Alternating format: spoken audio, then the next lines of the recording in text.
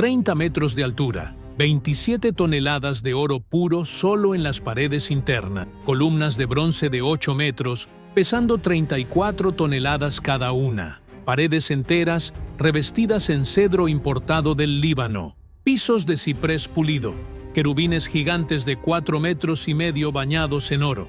El Templo de Salomón no fue solo un edificio religioso, fue la construcción más cara, más grandiosa y técnicamente más avanzada del mundo antiguo. Tardó 7 años en terminarse. Consumió más oro que cualquier otra estructura conocida de la época. Y aquí está el detalle que nadie puede explicar. Las piedras de los cimientos pesaban hasta 400 toneladas, sin grúas, sin poleas de metal, sin ruedas apropiadas. Como bloques de ese tamaño fueron cortados, transportados y encajados con precisión milimétrica hace 3000 años. Los ingenieros modernos miran las cifras y se quedan sin respuesta. Porque no era solo grandioso, era imposible. En este video vas a descubrir las técnicas, los materiales y los secretos detrás de la obra más impresionante de la antigüedad. Y al final vas a entender por qué hasta hoy nadie ha logrado replicar lo que Salomón construyó. El primer problema era simple de entender, pero brutal de resolver. Para crear los cimientos del templo, Salomón no quería piedras comunes. Él quería las piedras más grandes jamás cortadas en Israel. Primero de Reyes, capítulo 5, versículo 17, usa una expresión específica: piedras grandes y piedras costosas. Arqueólogos que estudiaron la plataforma del segundo templo, construido después en el mismo lugar, encontraron bloques de más de 400 toneladas. 400 toneladas es el peso de 60 elefantes adultos. Ahora, imagina cortar eso de una montaña, sin dinamita, sin sierras eléctricas, sin nada moderno. 80,000 hombres fueron asignados solo para esa tarea: cortar piedras. Ellos trabajaban en canteras esparcidas por las montañas alrededor de Jerusalén. Se despertaban antes del amanecer, caminaban hasta las áreas de extracción y comenzaban el trabajo más peligroso de la obra, porque tú no simplemente golpeas la roca hasta que se rompa, no cuando necesitas precisión, no cuando cada bloque necesita encajar perfectamente en el templo, y principalmente no cuando hay una regla que cambia todo. Ningún sonido de herramienta de hierro podía ser escuchado en el sitio de construcción. Eso está en Primero de Reyes, capítulo 6, versículo 7. Significaba que las piedras tenían que salir listas de las canteras, cada corte, cada ángulo, cada superficie lisa. Todo hecho lejos del templo. La técnica usada era ancestral, pero genial. Primero los cortadores identificaban dónde querían partir la roca. Trazaban líneas usando piedras más duras que la caliza. Después, abrían huecos pequeños y profundos a lo largo de esas líneas. Insertaban cuñas de madera seca y entonces echaban agua. La madera absorbía el agua y se hinchaba. La presión aumentaba y después de horas, a veces días, la roca se partía exactamente donde planearon, sin explosivos, sin ruido de martillos golpeando cinceles de metal, solo el sonido sordo de la piedra partiéndose. Pero cortar era solo la primera parte. Cada bloque necesitaba ser moldeado, alisado, medido. Esto exigía otro tipo de trabajador, hombres experimentados que sabían leer las marcas de los arquitectos, porque no había dibujos detallados en papel. Las instrucciones venían grabadas en las propias piedras, símbolos que indicaban dónde ese bloque específico sería colocado en el templo. Si te equivocabas, el bloque no servía. 400 toneladas de piedra se volvían basura. El trabajo en las canteras no era solo difícil, era mortal. Derrumbes ocurrían. Bloques mal calculados rodaban montaña abajo aplastando a quien estuviera en el camino. No había equipo de seguridad. No había hospitales cerca. Si te lesionabas gravemente, tus posibilidades de sobrevivir eran mínimas. Y aún así, 80,000 hombres se despertaban todos los días y volvían a esas montañas. ¿Por qué? Porque para los israelitas en sistema de turnos era trabajo pagado con derecho a volver a casa. Para los cananeos, en trabajo forzado, no había opción. Primero de Reyes, capítulo 9, versículo 21, dice que Salomón los sometió a trabajos forzados que duran hasta los días de hoy. Ellos cortaban piedras o enfrentaban castigo, pero cortar la piedra era solo el comienzo del problema, porque después venía la parte que mataba más gente que cualquier otra. ¿Cómo mueves 400 toneladas de piedra por kilómetros de montaña sin máquinas? ¿Y por qué tantos hombres morían intentándolo? Imagina la escena. Una cuerda revienta bajo la presión. La piedra se detiene de repente. Hombres al frente caen. Otros quedan atrapados debajo del bloque, sin oportunidad de escapar. Accidentes así no eran raros. Eran parte de la rutina brutal de este trabajo, porque el segundo desafío era peor que el primero. Ya cortaste la piedra. Está lista. Perfectamente moldeada. Ahora necesitas llevarla hasta Jerusalén. Y pesa 400 toneladas. ¿Cómo mueves eso? 70.000 hombres fueron asignados exclusivamente para cargar. No cortaban, no construían, solo transportaban. Y la técnica que usaban parecía simple en el papel, pero era infernal en la práctica. Rampas de tierra. Ellos construían rampas gigantescas de tierra compactada, subiendo y bajando las montañas. La piedra era colocada sobre troncos de árbol gruesos que funcionaban como rodillos. Cuerdas de fibra vegetal, gruesas como brazos humanos, eran amarradas alrededor del bloque. Y entonces comenzaba el trabajo más brutal de la obra: jalar. Cientos de hombres sostenían las cuerdas. Un supervisor gritaba comandos rítmicos para que todos jalaran al mismo tiempo. Jalar, parar, reposicionar los troncos que quedaron atrás, jalar de nuevo. La piedra se movía centímetro, a veces apenas algunos dedos por vez. Un bloque de 400 toneladas podía tardar semanas para recorrer 5 kilómetros. Y durante todo ese tiempo, los hombres dormían al lado de la piedra, comían allí. No la soltaban hasta que llegara al destino. Pero aquí está el detalle que hace todo peor. Las cuerdas no eran eternas. Fibras vegetales aguantan peso, pero tienen límite. Bajo presión constante, ellas comenzaban a desgastarse. Hilos se rompían uno por uno, y cuando la cuerda finalmente cedía, no era solo ella la que se iba. El peso se redistribuía de forma violenta. Hombres eran arrojados hacia adelante. Otros quedaban atrapados. La piedra, sin control, a veces se deslizaba hacia atrás, aplastando a quien estuviera en el camino. No había seguro, no había indemnización para la familia. Morías y otro hombre tomaba tu lugar en la cuerda al día siguiente. Los israelitas que trabajaban en turnos tenían una ventaja: 1 mes jalando piedras, 2 meses en casa. Ellos aguantaban porque sabían que iba a terminar. Pero los cananeos en trabajo forzado no tenían esa esperanza.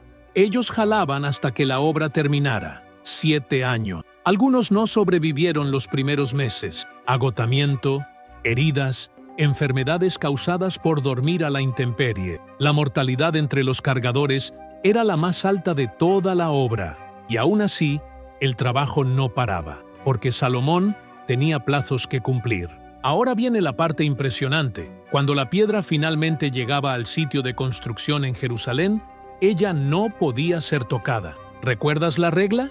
Ningún sonido de herramienta de hierro. Eso significaba que el trabajo de posicionamiento tenía que ser perfecto. Si la piedra estaba un dedo fuera del lugar, no podías golpear con martillo y ajustar. Tendrías que jalarla de vuelta, reposicionar los rodillos, intentar de nuevo. Por eso los supervisores eran implacables, medían todo, verificaban cada ángulo, y si algo estaba mal, la culpa caía sobre los cargadores. Castigos eran severos, latigazos, reducción de ración, a veces cosas peores, pero transportar piedras gigantes no era el único problema imposible. 200 kilómetros separaban Jerusalén de los bosques del Líbano, y Salomón necesitaba miles de troncos de cedro. ¿Cómo traes madera de otro país sin camiones? ¿Y cuántos hombres murieron en el camino? El problema no era solo distancia, era lo que la distancia significaba. 200 kilómetros separaban Jerusalén de los bosques de cedro en el Líbano. 200 kilómetros de montaña, valle, ríos y territorio extranjero. Y Salomón necesitaba miles de troncos. Cedro era la madera más noble del mundo antiguo, resistente, aromática, casi indestructible. usada por reyes para construir palacios y templos, pero crecía solo en las montañas libanesas. Israel no tenía. Entonces, Salomón hizo lo que cualquier líder haría: compró. La negociación con Hiram, rey de Tiro, está registrada en Primero de Reyes, capítulo 5, versículos 6 a 11. Hiram proveería los leñadores especializados y todo el cedro necesario. A cambio, Israel pagaría 20,000 coros de trigo por año. Eso equivale a más de 4 millones de litros. Y más 20,000 batos de aceite. Otros 2 millones de litros. Era un acuerdo comercial absurdamente caro. Pero Salomón no tenía opción. Sin cedro, no había templo. 10,000 israelitas fueron asignados para trabajar en el Líbano. Pero ellos no se quedaban allí todo el tiempo. Primero de Reyes, capítulo 5, versículo 14, explica el sistema. 1 mes en el Líbano, 2 meses en casa. Adoniram era el supervisor responsable de organizar los turnos. Cada mes, 10,000 hombres subían a las montañas libanesas. Trabajaban al lado de los leñadores sidonios, que eran especialistas. Derribaban cedros gigantescos que tenían siglos de edad. Después, cortaban los troncos en tamaños transportables. Y entonces venía la parte más complicada: llevar eso hasta Israel. El transporte era dividido en 2 etapas. Primera etapa, por mar. Los troncos eran amarrados unos a otros formando balsas enormes. Empujadas y guiadas por barcos menores, esas balsas flotaban por el mar Mediterráneo hasta el puerto de Jope, que hoy es parte de Tel Aviv. El viaje tardaba días. Tormentas eran comunes. A veces las cuerdas reventaban y troncos se perdían en el mar. Pero era la manera más rápida de mover madera pesada por largas distancias. Segunda etapa, por tierra. De Jope hasta Jerusalén son cerca de 60 kilómetros. Parece poco, pero cada tronco de cedro pesaba toneladas. Ellos usaban la misma técnica de las piedras, troncos menores como rodillos, cuerdas, cientos de hombres jalando. La diferencia es que madera es más frágil que piedra. Si dejabas el cedro arrastrarse en el suelo, se rayaba, se rajaba, perdía calidad. Entonces, el cuidado tenía que ser doble. ¿Y el tiempo? Mucho mayor. Un solo tronco podía tardar semanas para llegar. Los hombres que hacían este trabajo dormían a la intemperie. Comían raciones básicas de pan, lentejas y agua. Muchos se enfermaban. Fiebres, infecciones, agotamiento. No había médicos especializados. Si te enfermabas demasiado para trabajar, eras reemplazado. ¿Y si morías? Tu familia recibía la noticia semanas después, cuando tu turno terminara y tú no volvieras a casa. Era un sistema brutal, pero eficiente, porque al final de cuentas, el cedro llegaba y cada tronco que entraba en Jerusalén era una pieza más del rompecabezas más grandioso jamás construido. Pero traer piedras y madera era apenas la mitad del desafío, porque había una regla que hacía todo 10 veces más difícil. Una regla que nadie podía romper. Y si la rompía, el castigo era inmediato y severo. ¿Cómo construyes en silencio absoluto? Piensa en lo que pasaría si un trabajador golpeara un martillo en la piedra por accidente. El sonido resonaría por el sitio. Supervisores vendrían corriendo. No importaría la excusa. El castigo sería inmediato y severo, porque había una regla por encima de todas las otras. Una regla que hacía la construcción del templo diferente de cualquier obra jamás hecha. Ningún sonido de herramienta de hierro podía ser escuchado en el sitio. Ninguno. Eso no era sugerencia. No era preferencia, era orden directa registrada en Primero de Reyes, capítulo 6, versículo 7. Y quien rompía esa regla pagaba caro. Pero aquí está la pregunta que nadie responde fácilmente. ¿Cómo construyes un edificio de 30 metros de altura, con bloques de cientos de toneladas, usando vigas de cedro gigantescas, sin hacer ruido? ¿Cómo encajas piedra en piedra sin ajustar? ¿Cómo corriges error sin martillar? La respuesta estaba en la preparación. Todo tenía que salir perfecto de las canteras y de las oficinas de carpintería. Cada piedra cortada en el tamaño exacto. Cada viga de cedro medida al milímetro. Cada encaje planeado con anticipación. Porque cuando el material llegara al monte Moriah, donde el templo estaba siendo levantado, no habría segunda oportunidad. Los arquitectos y maestros constructores usaban un sistema de marcación. Símbolos eran grabados en las piedras, todavía en las canteras. Letras hebreas, números, señales que indicaban la posición exacta de cada bloque. Cuando la piedra llegaba en Jerusalén, los constructores leían las marcas y sabían dónde colocarla. No necesitaban medir de nuevo, no necesitaban ajustar con cinceles, solo encajaban. Y si encajaba mal, entonces el error estaba allá atrás, en las canteras, y alguien sería castigado por eso. El trabajo en el sitio era tenso, silencioso. Cientos de hombres moviendo piedras gigantescas sin poder hablar alto, sin poder usar herramientas de metal. Usaban palancas de madera, cuñas, cuerdas, movimientos lentos y calculados. Un bloque fuera del lugar significaba desmontar parte de la estructura y recomenzar. Y todo eso sin golpear, sin aserrar, sin martillar. El nivel de coordinación exigido era absurdo. Un error de comunicación y toneladas de piedra caían sobre trabajadores. Pero ¿por qué esta regla existía? La explicación está en el propósito del templo. No era un palacio común, era la casa de Dios, un lugar sagrado donde el propio Creador habitaría. Y Dios había ordenado que el lugar fuera tratado con reverencia absoluta desde el primer día de construcción. Ruido de herramientas de hierro era considerado profano. Entonces,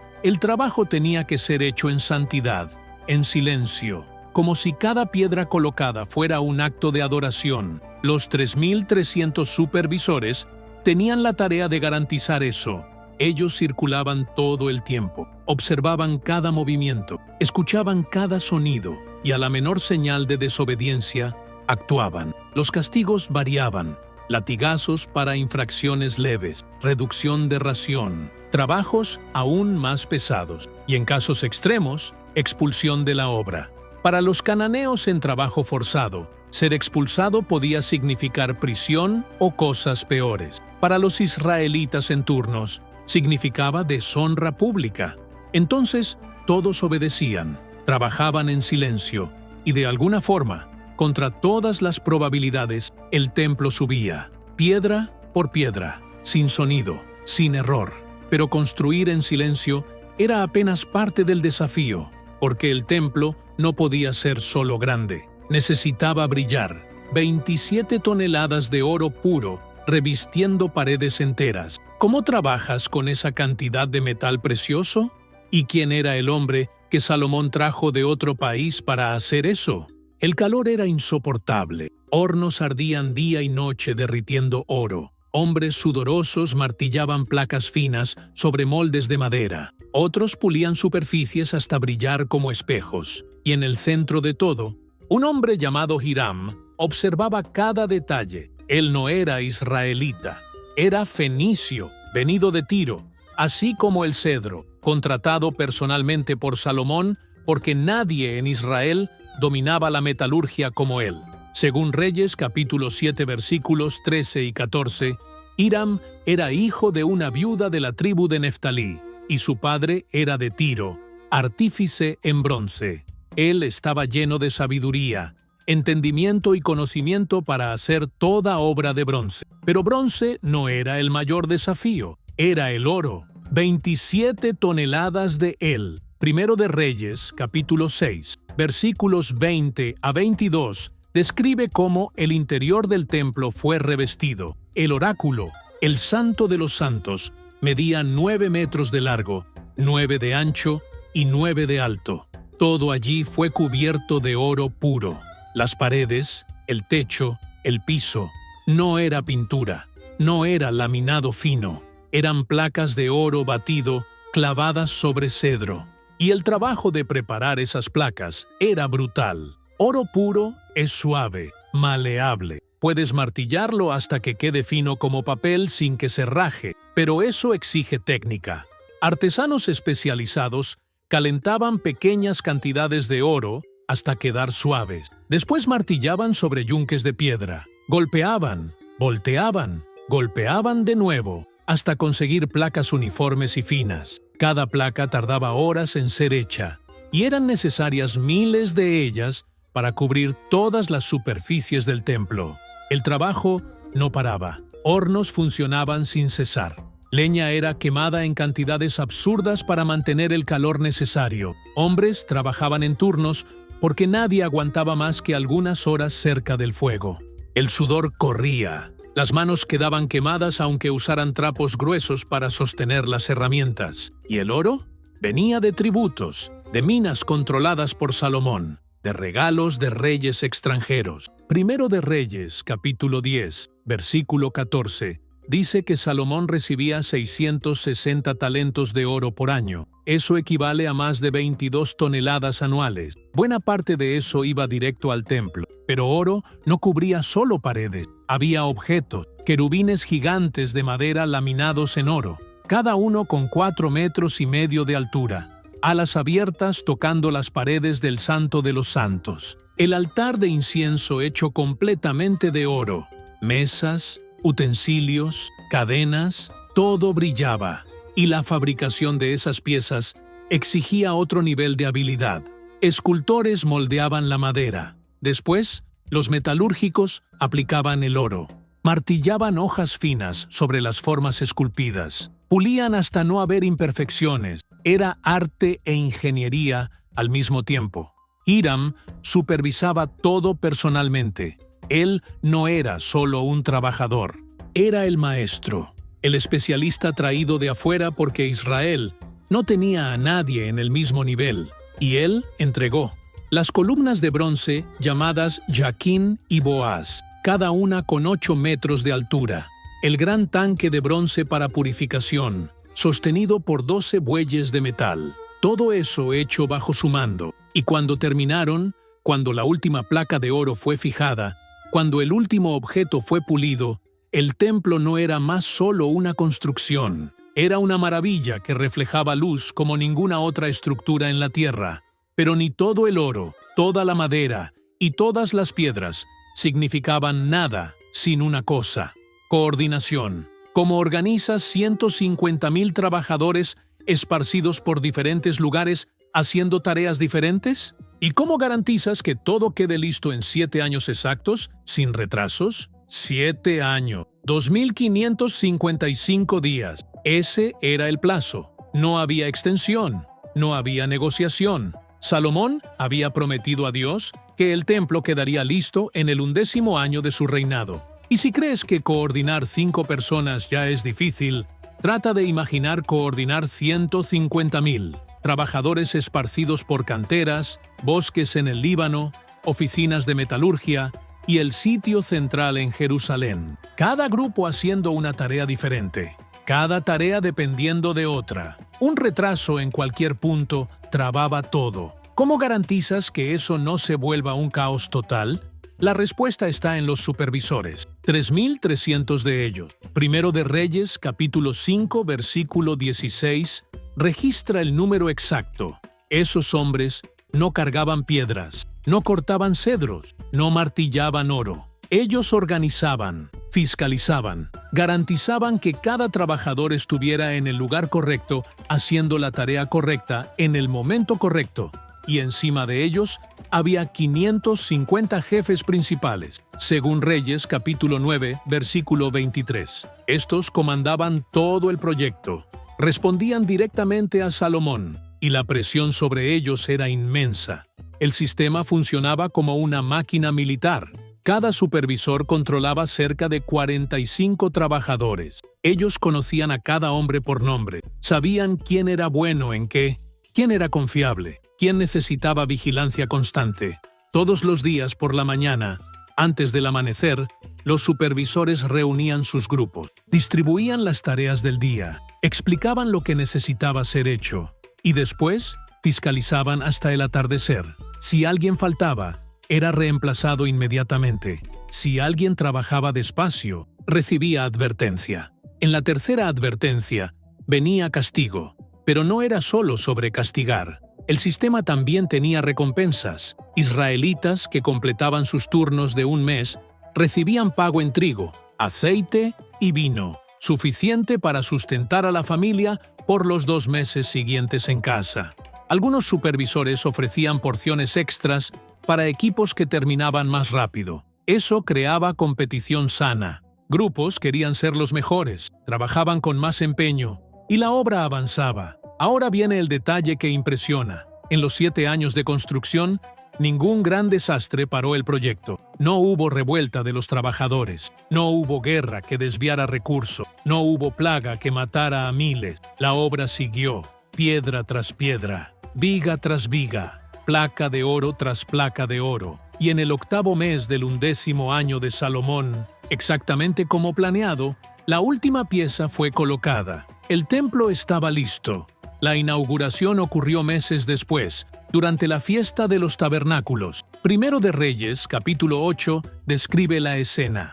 Todo Israel se reunió. Sacerdotes cargaron el arca de la alianza hacia dentro del Santo de los Santos. Salomón oró públicamente pidiendo que Dios habitara allí. Y entonces ocurrió algo que nadie esperaba. Una nube llenó el templo. No era niebla común, era la gloria de Dios. Tan densa, tan intensa, que los sacerdotes no podían mantenerse de pie.